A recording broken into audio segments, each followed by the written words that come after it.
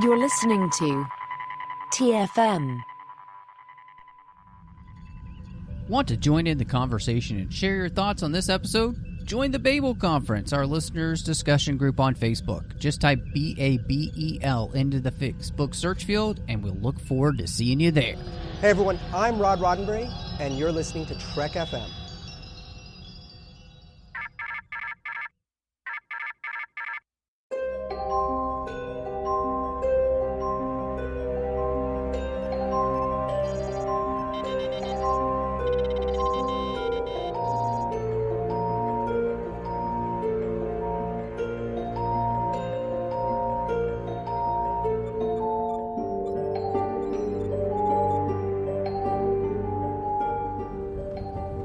Are you taking all these books?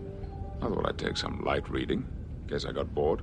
Welcome to TFM's Books and Comics Show for Star Trek, and I am just one of the hosts here, Matthew Rushing, and I'm so excited to have back Christopher Jones. Chris, how have you been? Oh, Matthew, I've been doing okay, been hanging in there, busy with the magazine, as always. Did get a couple of episodes of The Ready Room out recently. Not on mic as much as I would like to be, but I'm here today, and I had fun reading this book that we're going to talk about. Yeah, it's very exciting. We have a brand new Star Trek book that we are going to be talking about, Living Memory by Christopher L. Bennett. This one takes place during the movie era between the motion picture and Star Trek II, The Wrath of Khan. So that is a really fun place to be, and there's a lot that goes into this. And what's really great is, honestly, we don't have any news. We don't have any comics to review. It's kind of been a little bit slow. We're going to be picking up, though. We're going to have some new books coming out throughout the rest of the year, so that's going to be really exciting.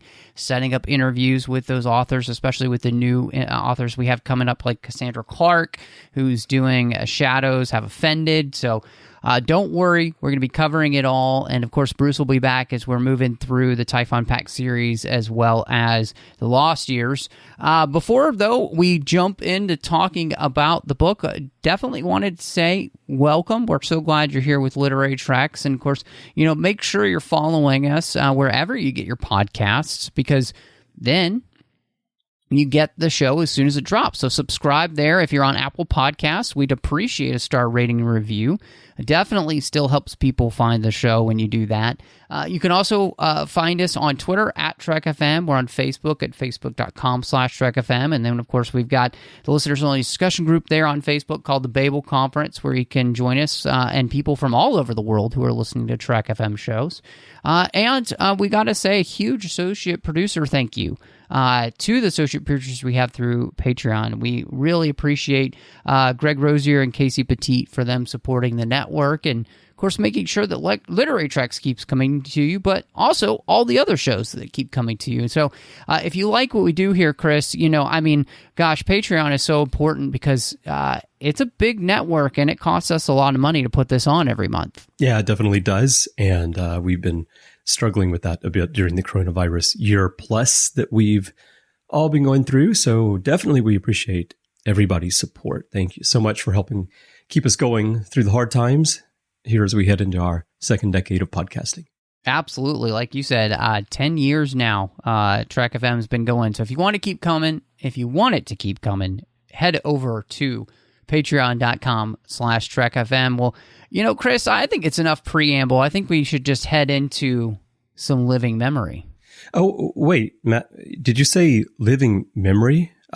I'm sorry. I think I read the wrong book. I read In Living Color. I thought this was going to be a comedy podcast today. Oh, sorry. No, but I think we'll catch you up. Okay, I'll just try to hang on through this discussion then, even though I apparently read the wrong book.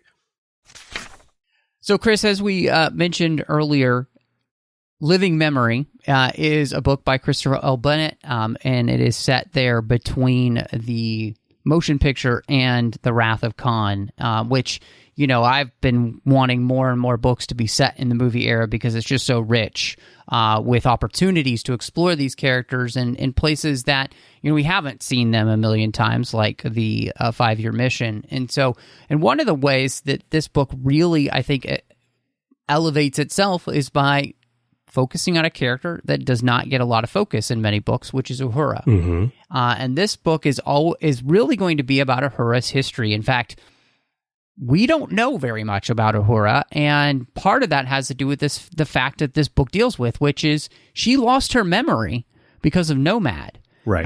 That episode there in the original series. And so this book deals specifically with her loss of her memory and her family because of that, and everything that she went through. And I really appreciated the fact that we finally got basically Uhura's backstory. Yeah, right. Yeah. I went back yesterday actually and watched The Changeling, which is the episode with Nomad where he wipes her memory. I had seen it many times, of course, but not in a number of years. And I wanted to just refresh on how that happened because, in the epilogue of this book, Bennett mentions the inspiration for the story, and he talks about how in The Changeling, the wiping of Uhura's memory is treated kind of like there is a good bit in the episode because Chapel helps retrain her mind, but it's just sort of like a side thing to the main story of Nomad looking for the creator, right? So you can tell that it was part of that story, but maybe there wasn't much thought given to what would that mean for her in the long run in her life. And like you said, this book is a great opportunity to explore that and explore what memories mean to us, how they affect our lives, our past, and our future, and also give us a little galactic or universe-wide mystery, in fact, along the way. Yeah, absolutely. I do think that one of the things that was really interesting is the way that Bennett takes the story, in the sense that, of course, like you said, the episode does this very classic Star Trek thing, which is to take what happened to Uhura and kind of gloss over it. And yet what he's able to do is to show us exactly what this means for a character to have this happen and the repercussions of that happening. And so, and it really kind of goes to many of the different themes that happen in the book, but Uhura ends up kind of taking the easy way out, which is, instead of going back to her family, to which she still has an emotional connection to, even though she can't really necessarily understand why, because she doesn't have the memories to go with it. So she avoids that pain by just staying with the Enterprise crew, and they kind of become her family. They kind of become her everything in that way. And yet, by avoiding that pain, she misses out on the full breadth of life in many ways. And only here in this book does she begin to rediscover that, because she's forced to reconnect with her family because of the other mystery that's happening.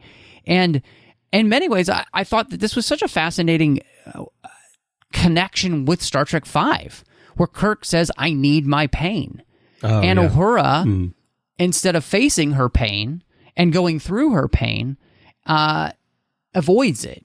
And that avoidance leads to a character to which is not as whole as she could be if she had just embraced that pain and moved forward with it. Yeah, it's an interesting situation for her. They do talk in the book about the difficulties of being on a deep space mission and being able to return, say, all the way to Earth when something like that happened. I also think about if she had gone back to Earth and spent probably a considerable amount of time there after her memory was wiped. The aspects of her life that come from her Starfleet service and service aboard the Enterprise after the encounter with Nomad forward, those would not have happened. So that would further change who she is. So it does get to be a bit tricky to think about, if you make certain decisions and you follow certain paths, how do they affect who you are as a whole? Because often I think when we think about this, we think if we had just made this other decision, then things would be better, and we feel like everything that we are, everything that happened from that point to today, would still be as it is, but we could have changed this other thing and created a different whole. But in reality, it wouldn't work that way. So, sometimes I have thoughts like this. Yeah, no, I think you're absolutely right. And obviously, this book really is kind of about the choices we make. And I think, what we see is that Uhura makes this decision to neglect going home and basically finding herself again, her full self. And I thought that this was really interesting because, there's a beautiful reminder here in this book of that we need our memories, we need our history, we need what's happened to us, and we need to not just take that easy way out. We need the hard way. We need the pain. And in many ways, we have to walk the valley to see the mountain views in life, right? And so by avoiding that, Uhura, again, is just lost out on something. But there's also that sense of like the experience of our lives is part of what makes us what we truly are and who we truly are. And it's interesting because Uhura, after that moment, isn't truly who she is until this moment of reconnecting with her family and these memories starting to come back to her. And it's kind of interesting because, in many ways, I think there's I think of that small scene in Star Trek VI where, they're trying to figure out how would they discover, Chang's ship, and she's like, well, what about all that gaseous, tracking material? It's got to have a tailpipe. And it just seems like that scene is such a scene that, maybe you might not have seen before, but Uhura seems so comfortable in that scene with who she is and these people. But she's more vocal in a way than she's ever been before, really, in any of this, I even think of in Star Trek 3, where she helps Kirk and them steal the Enterprise, and she just seems so much more confident in who she is. And this book, in many ways, I feel like does a great job of kind of helping fill in those gaps as to why she's progressed, And part of that is that she's decided to take this difficult road to rediscover everything that she is, not just this part of herself that she kind of made because it was easier than the hard road. Yeah.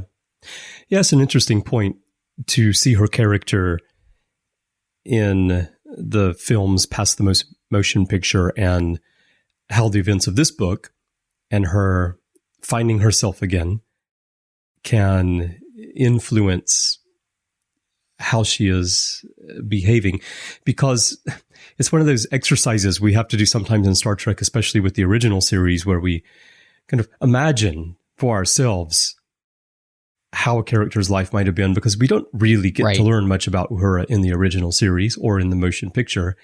And then we have this book, the events of this book happen, and then we see her later. It's sort of like, for us, when we go back and we watch Deep Space Nine, and we watch those early seasons of Deep Space Nine with the knowledge that Bashir is genetically enhanced. And of course, he wasn't when they were writing that. That came along later. But when you go back and you watch it from that angle, you can see all of these things about, okay, well, that's why he's doing this, or that's why he's acting that way. So you kind of fill in the blanks. So this type of story makes it interesting now to go back and watch Uhura, and watch how she behaves in certain situations before and after these events. Yeah, no, 100%. I think, and that's the, that's the beauty of tie-in fiction, and when it's telling good stories, is it helps to do that. It helps to fill in those gaps, and it helps to bring characters alive in a way that they haven't been before. And I think, in all honesty, this story with Uhura kind of shows why I think, I'm not trying to toot my own horn, but I feel like I've been right for so many years. Like, we need more stories in this time period because it actually helps us be able to grow the characters in a way that you can't in the 5-year mission time period. Right. And so this, Bennett is able to find a way to really add to the character of Uhura that becomes something that would be important for as you move forward. And in even kind of, in some ways, can help you as you watch TOS in a way that you couldn't have done if this had been in the 5-year mission. So it's so neat to see that actually play out. And in all honesty, I hope that they will then continue to use this as a jumping off point to do more stories like this in the movie era, because I honestly think you've just got a better opportunity to write books that have substance rather than just like just kind of rehashing a time and that we already know so much about. There are also some interesting little tie-ins here to, they're just little throwaway lines, but the references connecting newer Star Trek with this. There's the line about, oh, I've heard of a Spock. You know, what he was on Pike's ship, right? He was a lieutenant on, was it Discovery? You throw that in. And there's even a Kelvin one where Uhura says that, that was when I was in the academy, and back then I used to wear my hair long and straight. Yeah. Like Zoe and the Kelvin films. So those kinds of little connections are also interesting in a way of using fiction that's written in this time period of stories that for us as longtime fans were so long ago, but yet tying those little threads together to make the overall franchise, the overall canon, maybe a little bit tighter and intertwined. It's kind of interesting, but not doing it in a way where it's like, that's a stretch. You know, it's nothing like that. Yeah, I thought all of those things worked very well, you know, we're, you know, when you're writing a book like this, you know, those little tidbits are what fiction, tie-in fiction allows you to be able to do, which is great. Let me ask you one question. I'm curious what you think.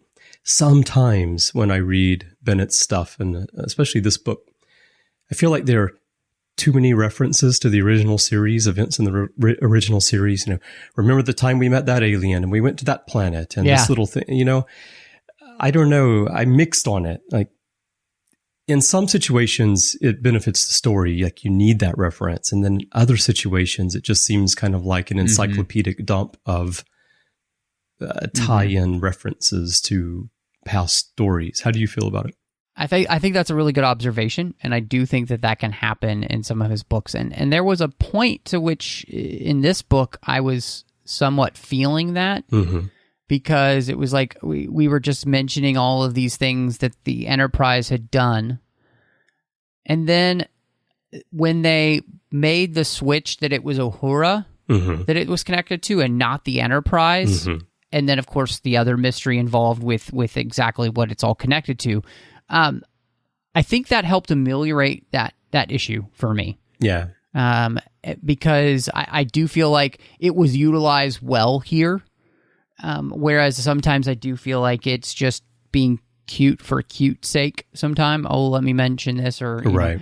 I thought that it worked pretty well, in this book. And I was glad actually, you know, cause I was absolutely thinking that. And then by the time we got to the end, I didn't feel that anymore. Yeah. The reference, that's pretty much how I feel as well. Early on, I was kind of feeling it. And then later I thought, okay, well, it makes sense. So it works. The tie-in to the conscience of the king was really interesting, though, with the Arcturians. They're first mentioned in that episode. It's actually the first line of the episode when Kirk says, interesting, an Arcturian Macbeth. And then from that point on, you know, you learn that the Arcturians are really interested in Shakespeare. So Bennett has leveraged that here, and even has the Warborn, who we'll talk about soon, I'm sure, take their names from characters in Shakespearean plays. Yeah, I'm glad you brought that up, because I think the Warborn are a fascinating part of this story. And in many ways, what was interesting is that this kind of just felt like Star Trek: The Clone Wars, because we're really dealing with, okay, so what if clones existed in the Star Trek universe, and, you know, we have all these things about genetic engineering and it not being allowed and everything, and so what basically would happen if clones were created and then didn't have a war to be used in? What would you do with them? And so that's a great, of course, ethical question for Star Trek to be asking.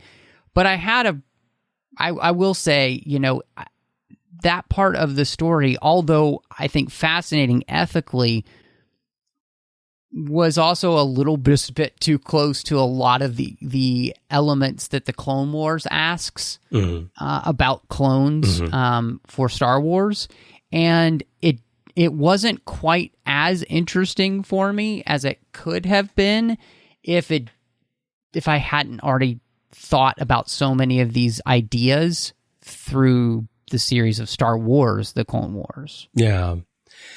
I didn't think of it as much in terms of Clone Wars because I'm not as hooked into that as you are, but it did cross my mind. It also reminds me of the Jem'Hadar, keeping it within Star Trek, who are bred, they age very rapidly, they're bred to fight for the Dominion, and there's this question of, not so much a question of what if there's no war and they're not needed, but this question of, can they be more than just that? We get that with the Jem'Hadar sometimes, right? If they're allowed to follow their own course, what could they be? Do they fight because that's just what they know and what they're bred for? Some of them probably would follow that path, and then others might want to do more.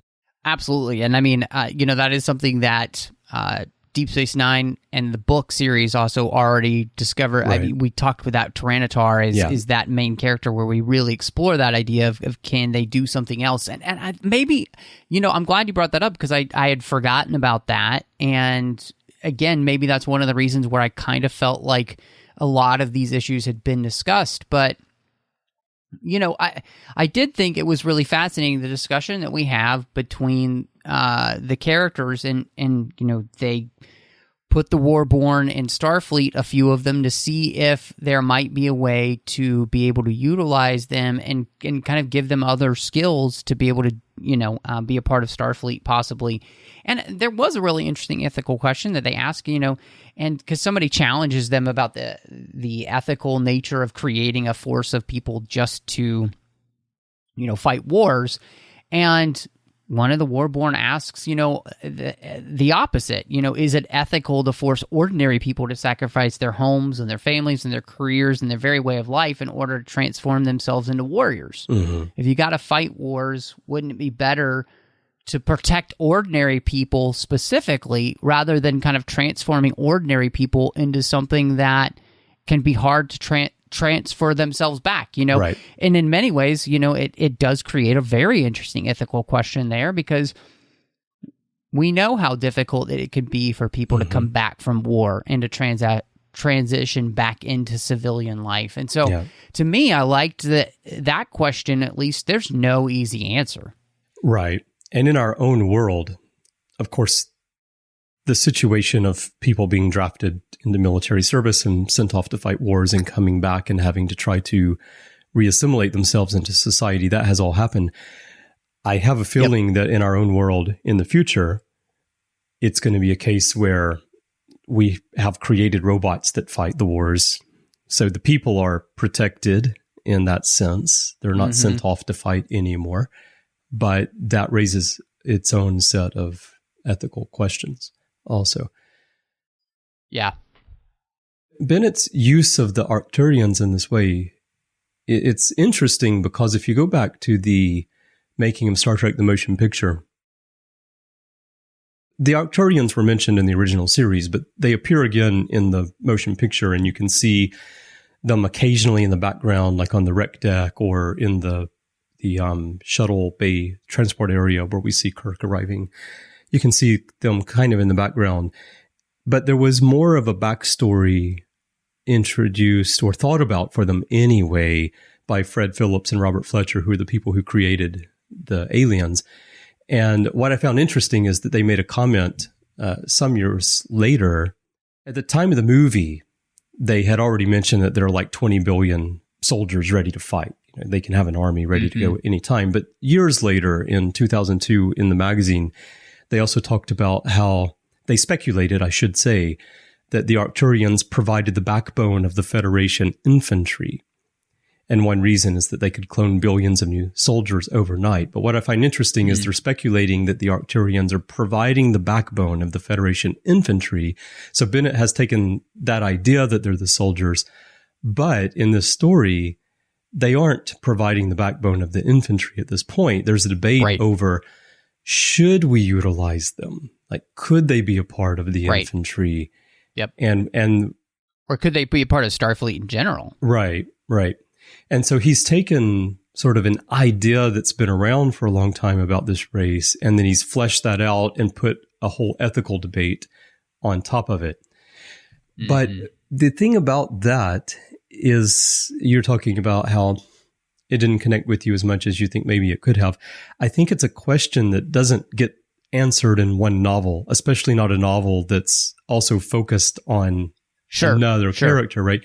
This is something that it's almost like, okay, if we keep it within books, I could see a series of books, 5 or 6 books that are focusing on the militarization of Starfleet. And this is one of the issues because, again, in reality, this isn't going to be something that Kirk and Cartwright and this Arcturian commander, what is his name? Rakathima. Is that right?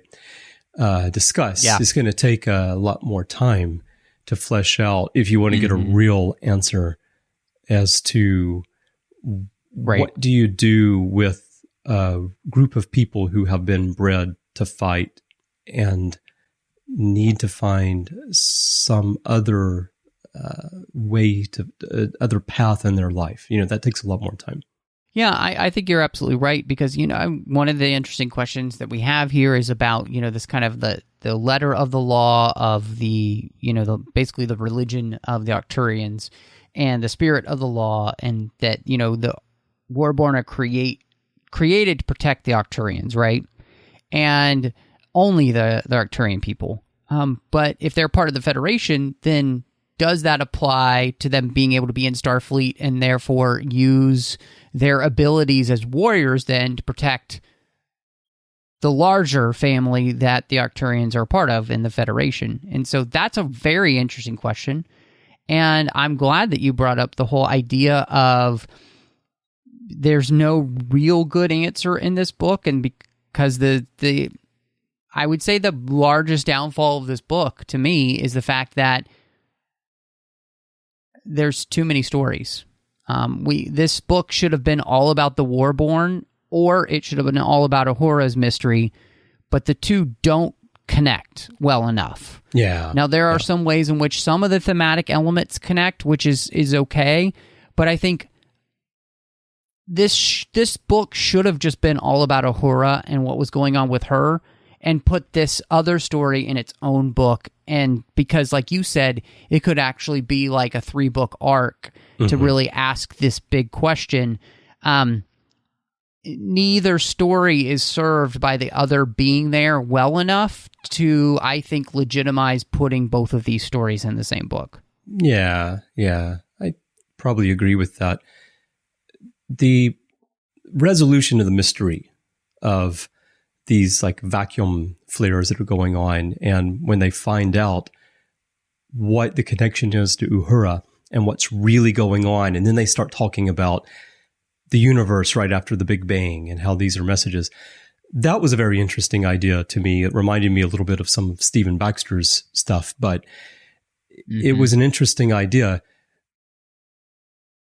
And I kind of feel like I wanted that to be explored more. So what's happening to Uhura and those are completely tied together.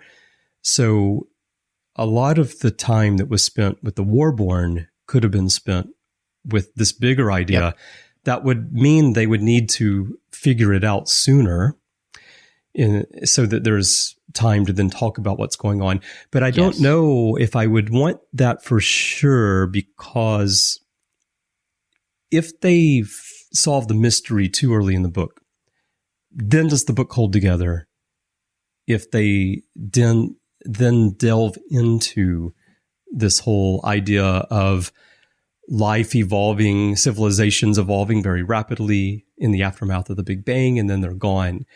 And that actually reminded me a little bit of Playing God, the DS9 episode, where an entire civilization is like microscopic scale and comes and goes so quickly, right? Right. I don't know how. Yeah. Would that have worked for you? It almost reminded me. Do you remember that Simpsons episode, The Treehouse of Horror, where Lisa creates the little petri dish. Oh, I think so. Yeah, of people. Yeah. You know. Yeah. She's like, one of us nailing something to the door. I've created Lutherans. It's one of the best episodes of all time for The Simpsons. There's so many great quotes in that, but that's kind of what that reminded me of. And I think, again, you're just absolutely right in the sense that these are fascinating ideas in and of themselves. And there's a place to which, again, the Uhura story connects obviously with what's happening with this primordial past and these civilizations and the reaching out, and all of this and trying to connect. That's great. And again, that's a whole book in and of itself. The Warborn and their struggles is a book all on its own. And so, but I will say that structurally, the story is very much like a Star Trek episode in which the Warborn would be the B plot, Uhura would be the A plot. And we would find out at the end that they're receiving these messages from the distant past. And wow, that was an interesting, cool mystery. And then the Enterprise would fly off. And next week we would get another story. So in that sense, it is structurally like a classic Star Trek episode.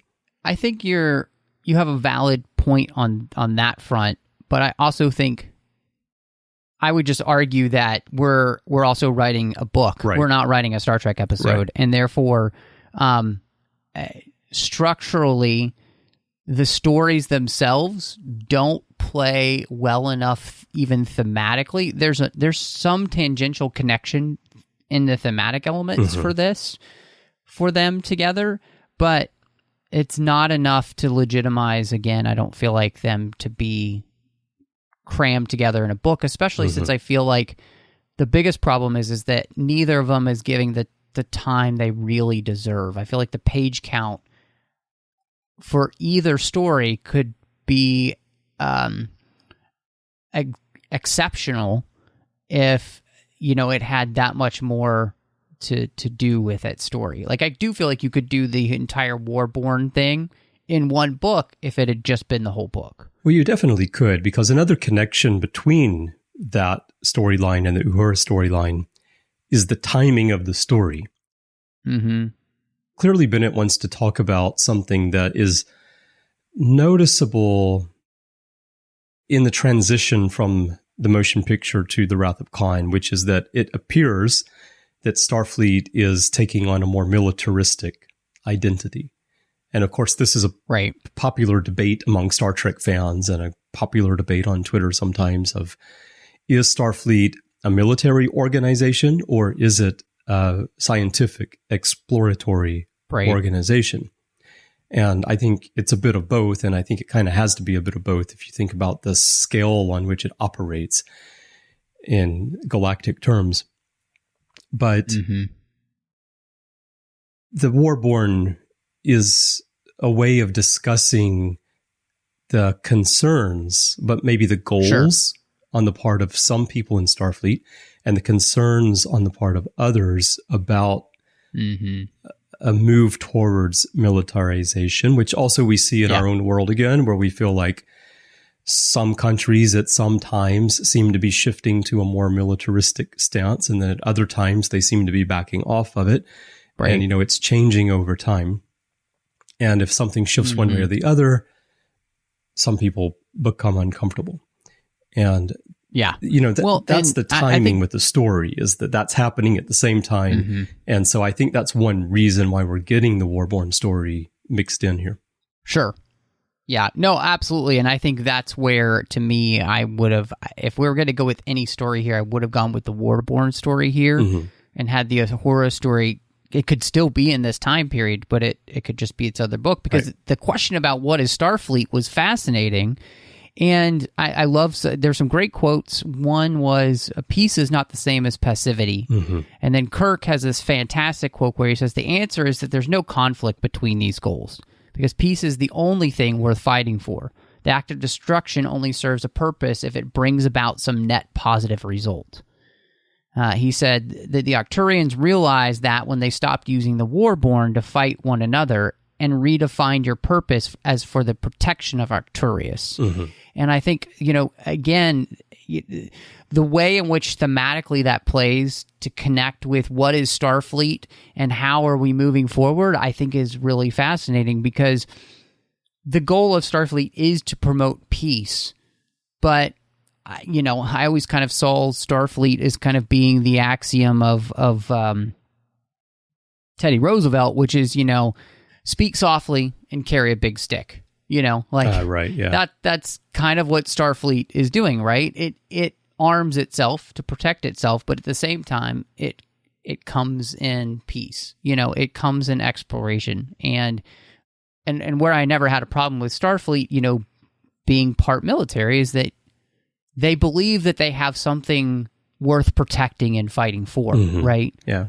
They believe that the way of the Federation, the beliefs of the Federation, are worth protecting and fighting for, and that's not a bad thing. Well, and if you go back to Enterprise, they started out thinking that we can just go out and explore, and it didn't take them long to realize that, no, we have to be able to fight also, because it's a dangerous galaxy. There are a lot of people out there. And again, and there are a lot of people out there who don't think like we do, and would want to destroy us, therefore, because of that. Yeah. And bring that back to Earth today, same situation.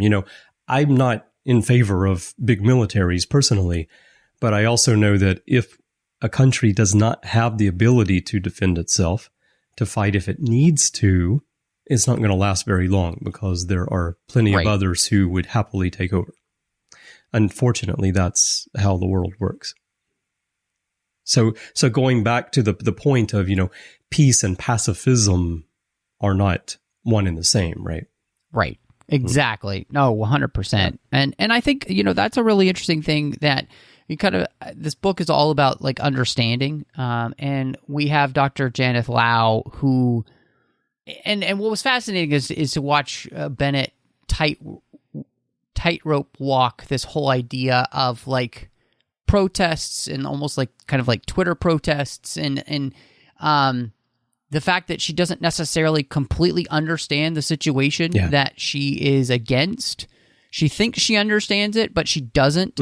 And to see the way in which Kirk brings her in on purpose to try and help explain exactly what they're doing, why they're doing it, and that they both come at this with open minds in some ways. And yet, in many ways, I found her character fascinating, because I found her representing what we kind of see many times in our day and age, which is that she believes the Warborn should be able to choose, but basically it seems like she wants them to choose her way, because she believes that's the only right way. And so, like, what if the Warborn chose to fight? Would that be okay if they chose what you don't think would be the right thing? And so there's this really great ethical question in there. And I think in many times, what we see here is that Kirk is basically saying we need actual knowledge other than assumed knowledge. Right. And that's how we can make good decisions. And for me, that was might be the best part of the book, because it was so relevant to the world we live in. Yeah, no, exactly. These days, very often, as you say, people want there to be a choice. They will fight for people to have a choice in a matter, but they really want people to choose one particular path, right? They don't actually want people to have a choice, because if people choose the path that differs from the one that the person fighting for it wants, then that person would also be upset, right? So it's sort of like a kind of a false caring about an issue that we see often. And the assumed knowledge is a really great point. I mean, I just had last week, there was a kind of little bit of an uproar here in Japan about an issue that affects the foreign community. And even people within the foreign community, although I think they were people who had lived in Japan, some of them were people who had lived in Japan but don't live here now, they don't really know what's going on the ground.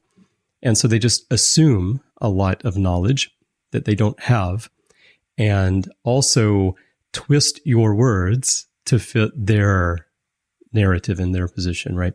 So that happens a lot also, and, ties into what you're talking about here.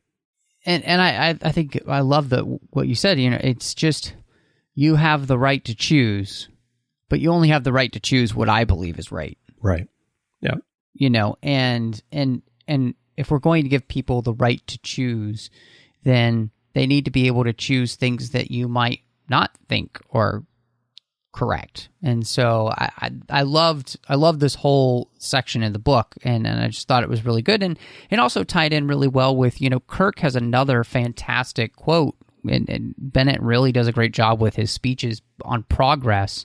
In this idea, he says, progress often comes in small steps. Yes. And instead of rejecting the next step because it isn't large enough, we should take it and then use it as foundation to climb up to the next and then the next, building momentum as we go. And it was one of the best things that I've read in so long, because the history, and this is why it tied so well back to what Uhura was going through, history, right? The history of the world, if we know it, it teaches us that progress comes in small steps.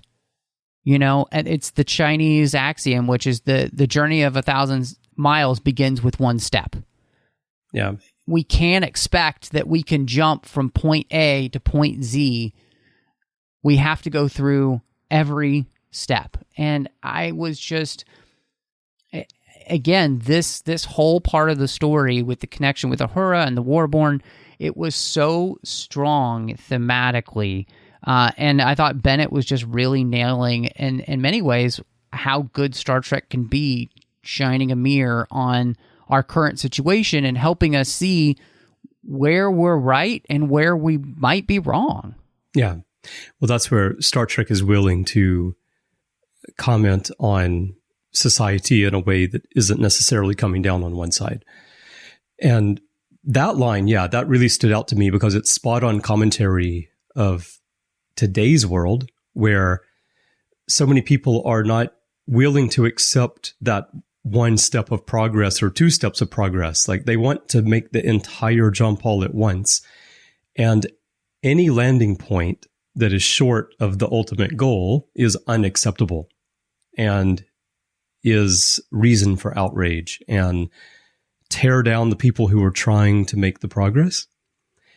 That happens so much these days. But as Kirk says, you have to go one step at a time. You're not going to, in most cases, you're not going to get it all at once. Well, and I mean, it's unreasonable to think that would even be possible. I mean, but many people believe it is these days. Yeah. Yeah. Unfortunately. Yeah. Well, and that, I think, again, the book shows the reason for us to understand our history, to understand how things actually work in reality, right? And being very grounded in that reality. And again, Kirk is not being pragmatic here. Kirk is just being true to the way the world actually works. Right. And I think there's that realism. Kirk is a realist. He's not a pragmatist. And so, and he's experienced, but he's also hopeful. Exactly. And he's not an ideologue either, right? So I think that all of those things are what make Kirk such a wonderful character for us to be able to look up to, because in many ways he is kind of the best of what we kind of hope to be. And the beauty of Kirk in this book too is that he comes at all of these discussions with an open mind himself. Yeah. To be challenged, to be able to grow, and not assume that he's just right. Right.